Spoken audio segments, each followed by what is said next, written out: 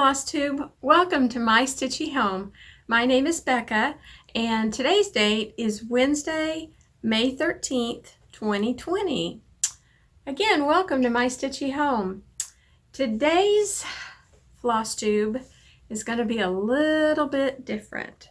This is a channel mainly about cross stitch, but I also talk about my quilts and crochet and needlepoint and canvas work. All the good stuff with fabric and fibers and all that. So today I thought I would do a quilt works in progress parade. So even within the quilting world, we call our projects that we've started and not yet finished, we call them WIPs. Some people call them UFOs. So I've gathered around me all the quilts that I've started on and working on, or as well as ones I've not started that are just kits. But I think probably for today I'll just get through the WIPs, and then maybe tomorrow I will do a parade of my quilt kits. I know many of you do quilt or have thought about quilting, or you sew. And I just thought this might interest some of you. So I will try to provide as much information as I can, easily provide right here. But if you have any questions at all about the fabric, the pattern, any of that, feel free to ask me in comments down below, or you can email me at mystitchyhome@gmail.com. That email address is down below. This is part of my FlossTube 1-year anniversary celebration. So I have a playlist of all the videos related to that, and there's a link to the playlist down below as well. I will also type up a list of all of these quilts. And please understand, some of these are ones that a quilt shop designed the quilt. There may not be a pattern that you can purchase per se, so but some of them there's patterns that you can purchase. So anyway, I hope you enjoyed this, and in no particular order, I'll just start pulling project boxes or bags, and I will talk about the quilt behind me when we get to it. This first one, I've only got one block put together and another block partially cut out.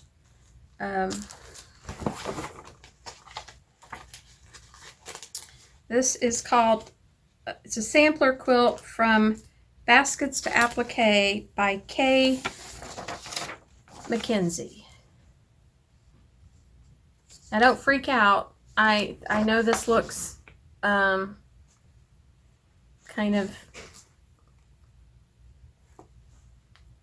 advanced because for me anyway, it is getting all these shapes cut out and appliqued or adhered to the fabric and sewing them down is kind of extreme. And like I said, I have one block that I have done that to.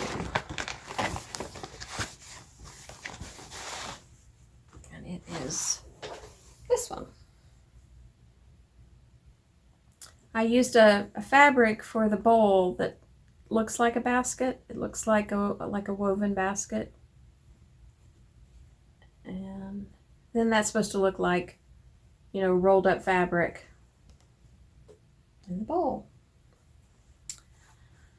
So I have my other backgrounds all cut out and ready to use.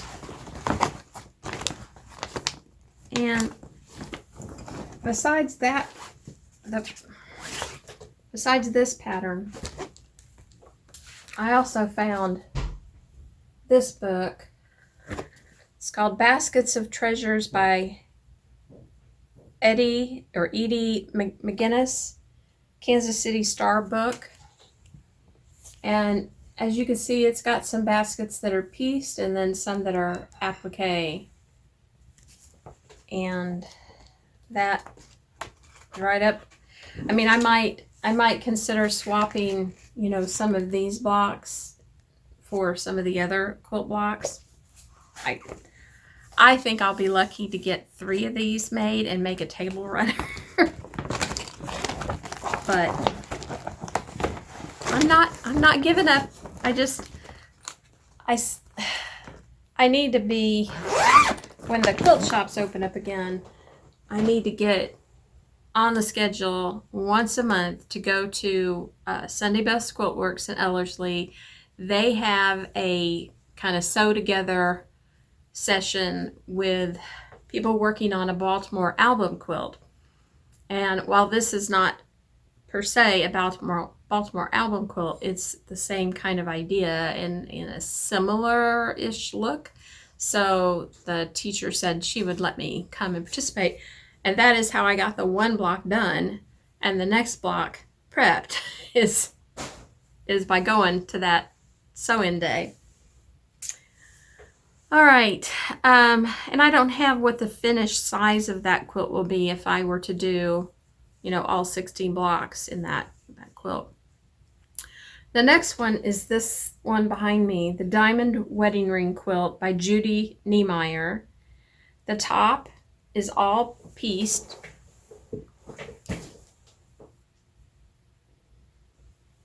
And so it's got 1, 2, 3, 4, 5, 6, 7. It's got 7 of those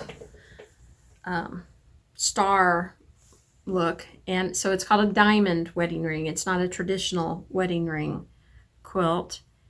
What it still needs is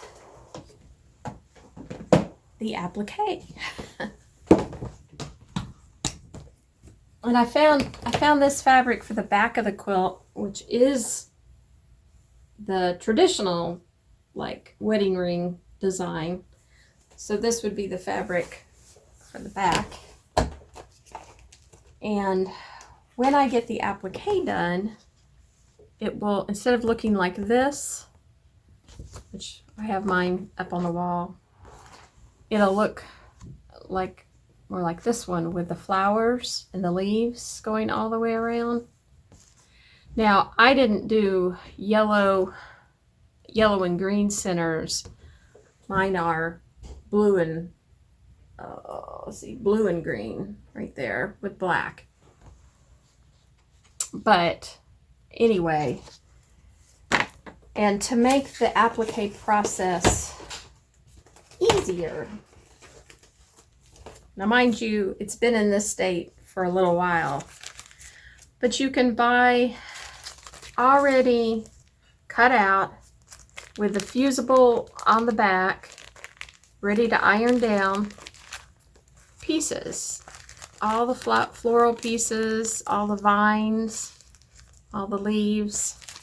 So I bought everything I would need to add the flowers, you know, all the way around.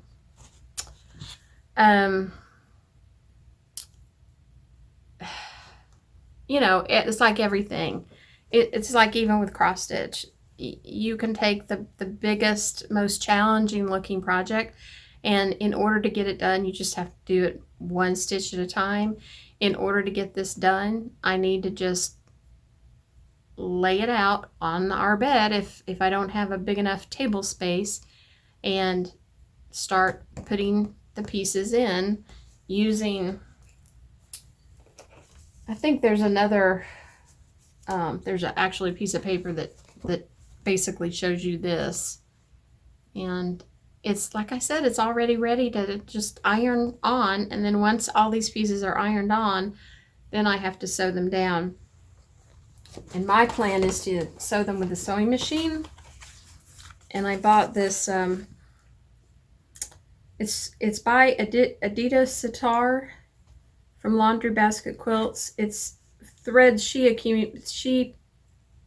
Aurifil threads in a 50 weight that she picked out to do kind of more of a Baltimore album style quilt. Anyway, a quilt she designed, but I thought the colors looked appropriate for, you know, for my quilt.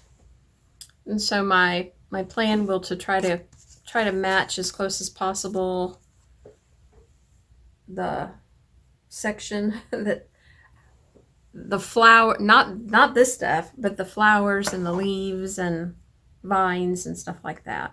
So, and like I said, it's Aurifil 50 weight, just normal sewing thread pack. Oh, that is a whip, and my goal, line in the sand to get that done, is for our 10th wedding anniversary, which is next May. So May 2021. My husband and I will have been married 10 years. And I would like to have this wedding ring quilt done. I think it measures, it's more than 60 inches, maybe 70 inches square. It was probably on that front of the pattern, but anyway, on to the next one, which is, oh, this is gonna be interesting. All right, this is Piney Grove.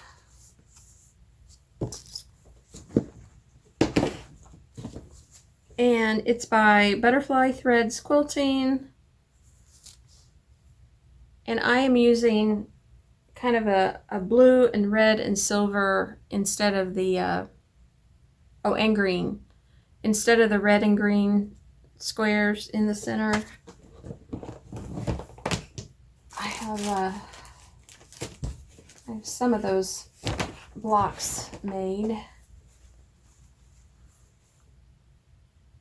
So this will be in the center part of the quilt, and then the trees will be green and silver. Like these are my silvers.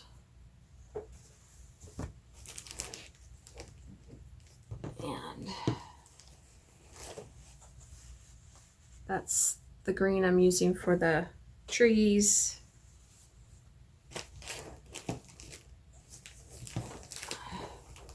I think this is also, I think this is the background around the trees, is this silver.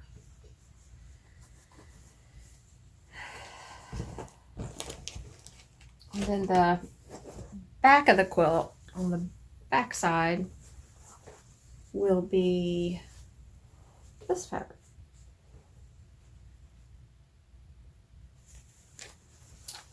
So I just pulled, I pulled colors from this to create the front of the quilt. And I have a very small start, but I have a few blocks. I have a few blocks done. It's not like at the very, very beginning, but it's got a ways to go. And oh, I guess I just didn't write down on this page the size of these quilts. This one will turn out to be 60.5 by 60.5 inches. So about 5 feet square. And let's see, the next one is my Women of the Bible quilt, which was kind of I'd heard of him before, and it was sort of a bucket list. It's kind of like doing a wedding ring quilt, even though this is not your traditional round wedding ring quilt. It's a take on that. It's the diamond wedding ring. I also wanted to do a Women of the Bible quilt. So my local quilt shop, So Much Fun, sponsored one in 2017. And the final arrangement of the quilt will be this. And each of these colored squares is a woman of the Bible, represents a woman of the Bible. And so there's 40 squares And I've put all of those together. I've started putting together these in-between filler sections that are black and white. And I've still got most of those to do. But each, like, I'll show you the instructions. So block 40 was Mary, right? So you got a drawing of what the block would look like. And then you got a scripture and kind of a recap of who Mary was. And then the instructions to put the block together. And then a page for reflection. If you wanted to make any thoughts or comments or anything like that, you could. So you could use it as a Bible study or devotion, which is really cool. So I'm going to go through these as quick as I can.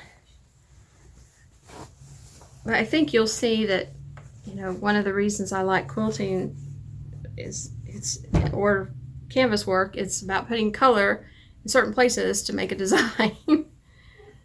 And let's see, I have little notes on here. Okay, so this is block 40, Mary. And all the blocks have white background, and then they have this batik print that's pink, but it's got all the other colors in it that I pulled for the quilt. All right, that's Mary. And this is Phoenician Woman.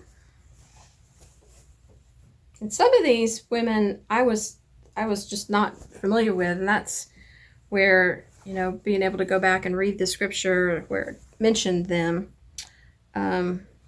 Lois and Eunice.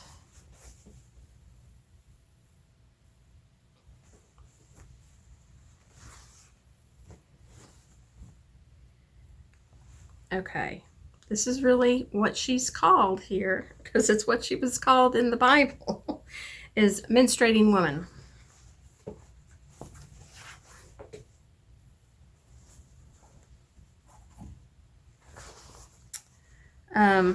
All right, this one is Queen of Sheba.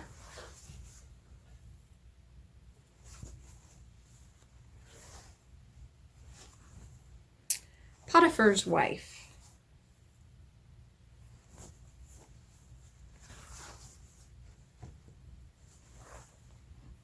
Judith.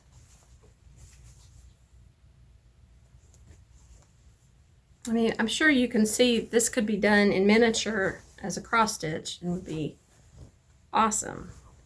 Esther.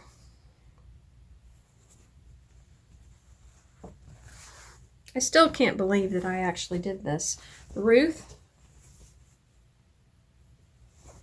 That I pretty much, I'd get behind and then I'd catch up.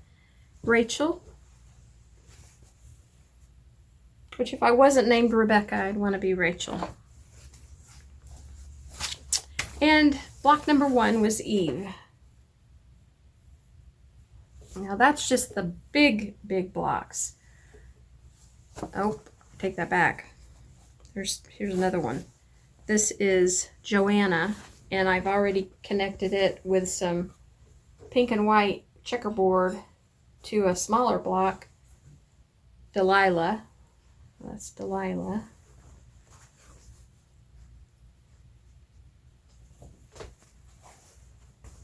So I do know that I had these all laid out on our dining room or living room floor and started going through and trying to make, like, these are some pinwheels that are used to fill in. And I was trying to look to see what color would be a good fill-in color for that particular area.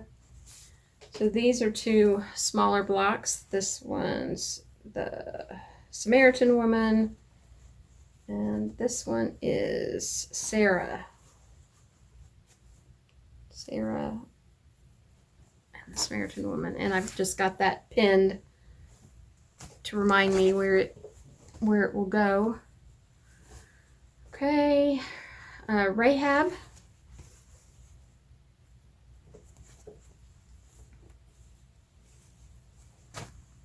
Hannah,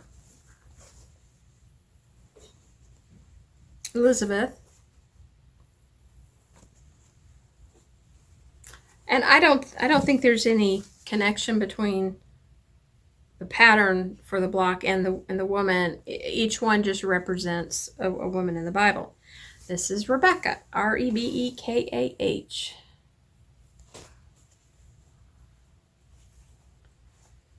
This is Shipra and Pua.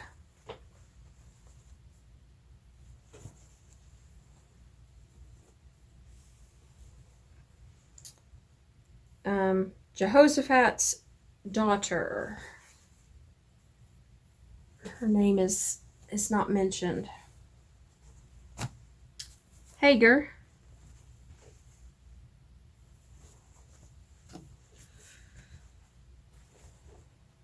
Noah's wife. She also doesn't have a name.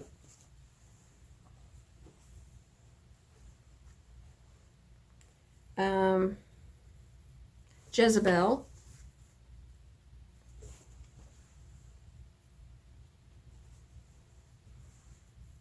Bathsheba.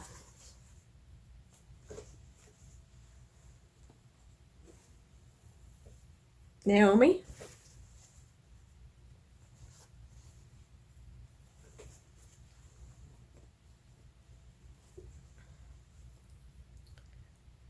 Asenath. Not sure how you say it.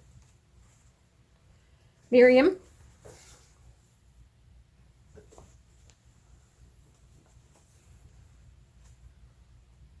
Deborah.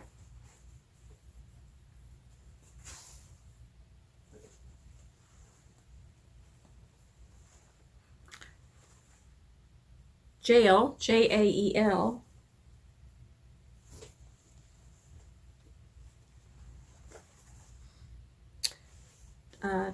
Tamara.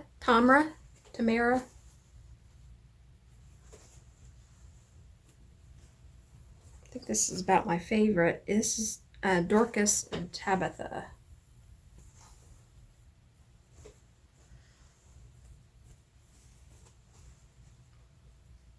The crippled woman.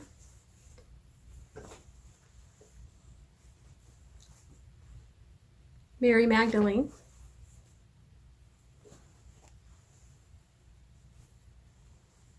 Anna.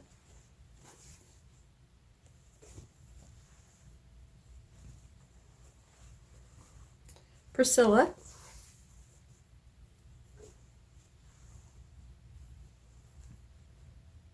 Martha and Mary.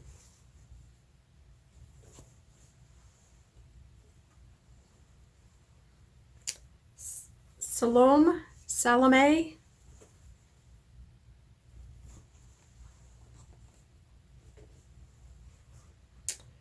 Pilate's wife.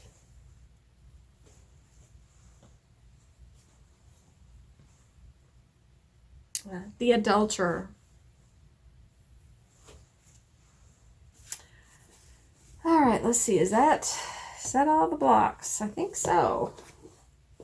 Yep. So that's a whip.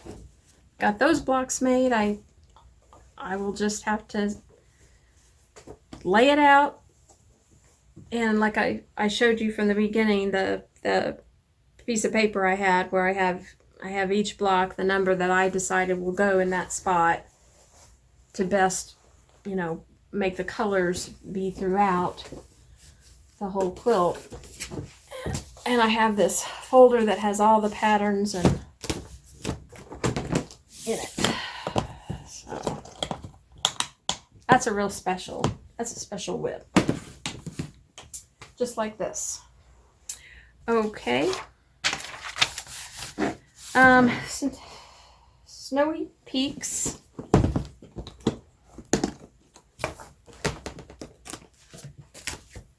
This comes from the Big Book of Scrappy Quilts.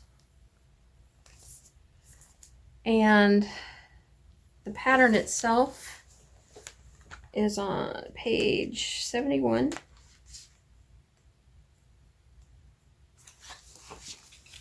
and it is designed by Sandy Klopp, K-L-O-P, Snowy Peaks. Yeah, craziness right there. So I went through my fabric, and what you see here are like the fabric, but I've gone ahead and I've sewed it to the background, which for my quilt is this turquoise color. So these are,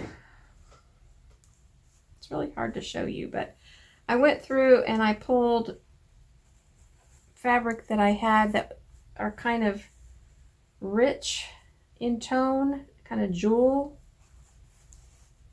colors, and not all of them have that, you know, kind of turquoise in them, but some do. So yeah, I think the diamonds go down. Well, I guess it all depends. The diamonds of the not the background. So I only have a few made. That's a rather time-consuming project. And I did work on it at a local quilt shop that was sponsoring us making quilts from that big book. And need to work on it. If I don't decide to make the whole thing those diamond blocks, I found another pattern that uses those in a, it uses a half diamond, I guess.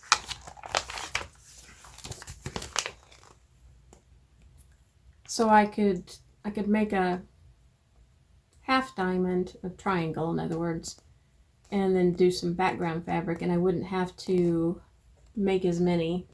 I wanted to go a different route. That was really a project intended to use up scraps that I had, and I think it will be gorgeous when it gets done, whenever that might be. Okay, this is a current. If the quilt shop was having classes, I would be going to a class once a week. I'd be going to a class once a month to work on this. And I am using a fabric line that's called Family Tree. It's by Deb Strain, S-T-R-A-I-N. It was created for Moda. And I had started a project with this fabric line and then abandoned it. So the first month we made, it's all strip pieced, where you take a piece of paper and you attach strips to it, and then once you get your piece made, then you insert it into a quilt. So the first month I made 8 of these blocks, and then the next month in class I only managed to make 1 of these blocks. Very time consuming. And then we were supposed to go back in March and make this block, but class got canceled. So anyway, I'm sure that will start up again. And they gave us this so we could work on it at home, and I just haven't. I need to do that. Part of my homework. And then I probably could contact the quilt shop now. It's Sunday Best Quilt Works, and maybe even go over and pick up the April and May block instructions.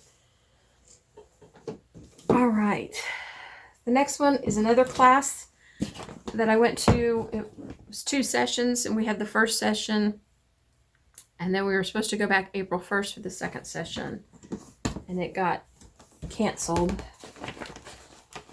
But it's to make the Crazy Tula quilt in this book, New York Beauties and Flying Geese. On page 44, it's designed by Carl Hensch, H-E-N-T-S-C-H. Now, page 44. So it's this quilt. I think I talked about this on a regular floss tube and showed what we made in the first class. Made these are called Flying Geese. And then of course that's a fan. I've got homework to make more of those. So I do want to do my homework sometime this month. Get all that done, so whenever they do resume classes, I'll be ready for the next piece. And then let's see, I may have shown this early on in my floss tube. I made a redwork sampler. I know Anna from Stitch Roadies and Quilt Roadies, she has this hanging in her beehive.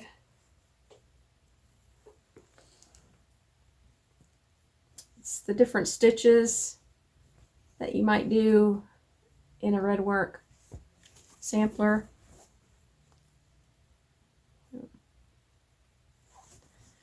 So you can see I finished that in 2016, and then my plan was to take scraps of red and white that I had and do a scrappy border around this and make a wall hanging. That's where that one is. Okay, I've got 4 more whips to talk about, and 2 of those I'm just going to show a picture of versus anything here. One of those is the Hawaiian applique quilt. I've shown, I think, a couple of the blocks before on my regular floss tube videos, and I'll insert a picture here of what the final quilt will or the final blocks will look like, and then what the January and February blocks look like. And I also have the March one. I have it ironed on, but I haven't sewn it down. And then the next quilt, I have all the parts and pieces made and up on my design wall. The final quilt will look like this. It's called Free Spirit. It's from Laundry Basket Quilts, designed by Edita Sitar. And the final size will be 71 by 78.5 inches. And you can see all those little half square triangles. This was part of a worldwide exchange of half square triangles, and it was run by a YouTuber named Margaret Lewin Quilting. And people that watched her YouTube videos, just when she showed this quilt that she was going to make, they suggested doing an exchange. And she coordinated that back in 2018. So my quilt, which I'll insert a picture here of the design wall, and you can see I have all the little half square triangles pinned around in the order that I want them to be when I get it all put together. So, okay, then the next one is it's the $5 Quilt Advanced Saturday Sampler from So Much Fun in Columbus, Georgia. It was their block of the month, their advanced block of the month in 2014 and 2015. If you do their finishing kit, which I did buy, the final layout, with these being where the individual blocks are, the final layout will be like this. And it doesn't say what the dimensions would be. I'm guessing around 70 by 82 or something like that. So I was a very new quilter, extremely new, when I decided to join this. In fact, they'd already done 2 or 3 blocks before I joined in, and so the first block I did was the December block. And so this fabric appears in all the blocks in the background, and then the colors I think were purple, green, and that peachy orange color.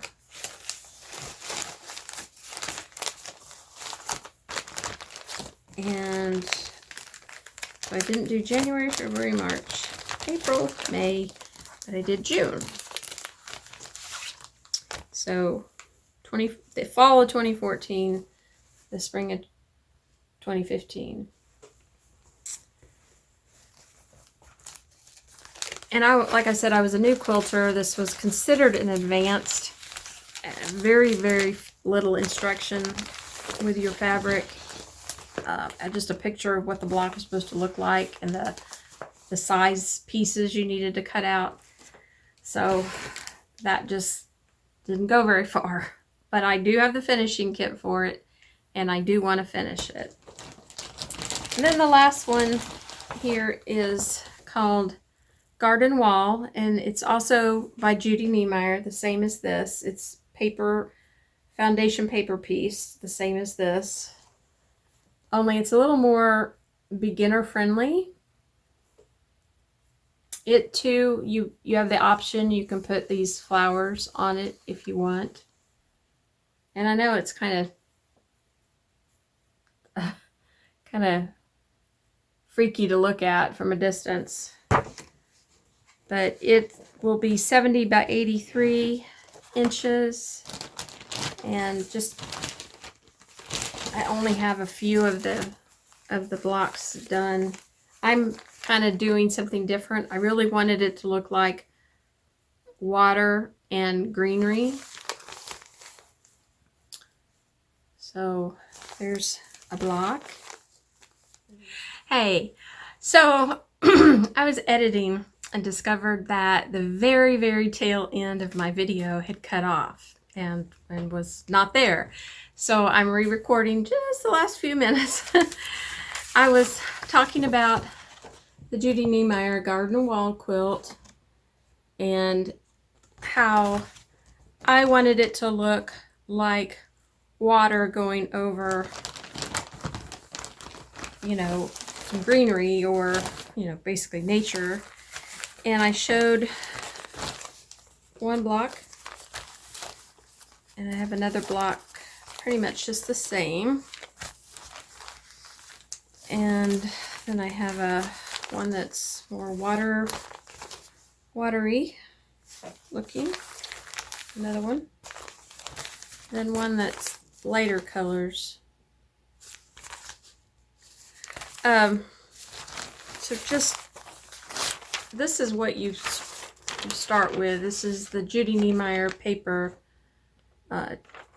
pattern, and you sew your strips one right after another. You put the fabric on the plain side so that you're feeding it through the sewing machine looking at the lines. And this is the paper, and there's the fabric. And if I made it like the picture with this sashing, they call it, in between, then I think I need 48 of the blocks. But I want to make it without the sashing, I think. So I've made 5 blocks, and I probably have, you know, 50, 60, 70 more to go. I don't know. I guess I'll make however many I have papers for and then decide, is that a big enough quilt? And I don't plan, at this point, I don't plan to put the flowers on. I haven't purchased those. But that's my last WIP. It's been around probably 5 years, 4.5, 5 years. So I need to get working on it, but it's just not quite as important as this one or as my Women of the Bible. And then of course the ones where I'm taking the class, you know, currently, and I've got to work on the blocks as part of the class. All right, that's my quilt whips. Tomorrow, or it may be Friday. It may be Friday, we'll see, because I'll probably have to film it tomorrow, and because it's late, it's after 10 o'clock on Tuesday night. So I'll have to film my parade of my quilt kits tomorrow and get it edited. So I don't know. If I can get it done, I'll put it up Thursday morning. Otherwise, it'll be Friday. And that will take care of all my quilts. And then the next thing will be a parade of my needlepoint and canvas work projects, which will probably be Monday. Monday, maybe Monday, Tuesday, depending on how long that takes. Because I do have a lot of whips and not so many not started projects, but I have a few. I have a few.